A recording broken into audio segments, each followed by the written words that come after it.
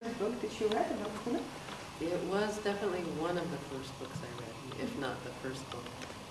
Kahuna Healing was my favorite book because it talked a lot about how this knowledge came to a family that was not Hawaiian, and it really struck me that magic exists in this world, even 100 years ago, even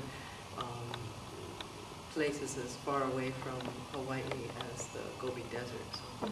So to hear this story just reminded me we're all connected, and when you want something, or I really believe the Hawaiians were looking for somebody to share this knowledge with so that it would come out, so that they were looking for a sign.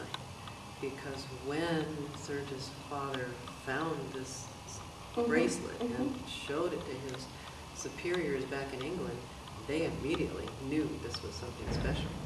And that began his journey to Hawaii, and eventually for the connection with the Hawaiian family. So, and you were talking about the history that's written in the book, in the very first chapter of the book, about Serge's father. Yes, Running through the Gobi Desert, exactly. And he suddenly found something hidden in his sand. And for some people it was kind of very magical, very important sign to them that this person had found it. Out of all the people that could have found it, or maybe it never would have been found, this person had to be somebody to be checked out. Why did this happen? But up to that moment, Kahuna and everything connected with it was pretty secret. They would share it only within the families. So. And then if you hear from Serge his story about how he was born, you start to see that there's no accidents. Serge was, his mother and father were racing across the country to be born in San Diego, and nobody really knows why, but his auntie lives there. So we can just make these little connections that for the first person to take it out of this small tradition, only for a few students, and pass it to the world, I think they wanted it. They knew the world needed it. And so they were just looking for the right person to do that, somebody who would want to do it for their life. Of course, Serge has done a really good job of that. So was Serge Kahili King the first person that spread the knowledge across the world?